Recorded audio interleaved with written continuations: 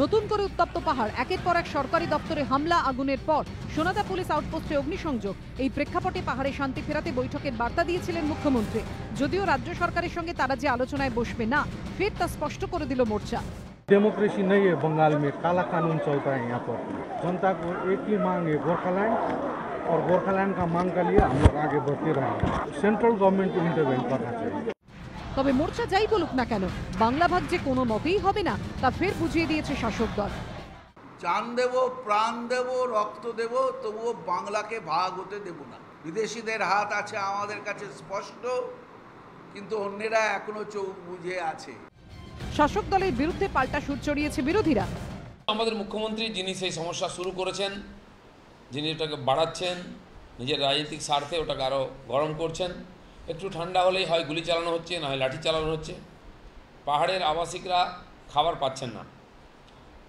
সমতল থেকে যে রেশন যাচ্ছে সে গাড়িকে পুলিশ আটকে দিচ্ছে।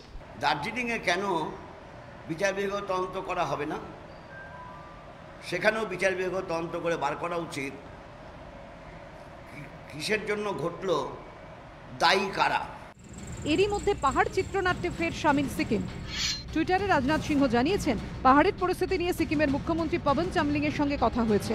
আমি আশ্বাস দিয়েছি 10 নম্বর জাতীয় সড়কের নিরাপত্তা সুনিশ্চিত করবে কেন্দ্র।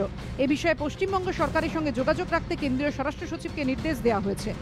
প্রেস বিবৃতিতে কেন্দ্রীয় স্বরাষ্ট্রমন্ত্রকও জানিয়েছে, সিকিমের মুখ্যমন্ত্রী কেন্দ্রীয় স্বরাষ্ট্রমন্ত্রীকে ফোনে উদ্বেগ প্রকাশ করে বলেছেন, 10 নম্বর জাতীয় সড়কে অচলাবস্থার জেরে সিকিমে সামগ্রী সরবরাহ বন্ধ হয়ে গিয়েছে, যার জেরে ওষুধ, শিশুদের গুঁড়ো দুধ, সবজি ও পেট্রোল ডিজেলের সংকট দেখা দিয়েছে। এবিপি আনন্দ।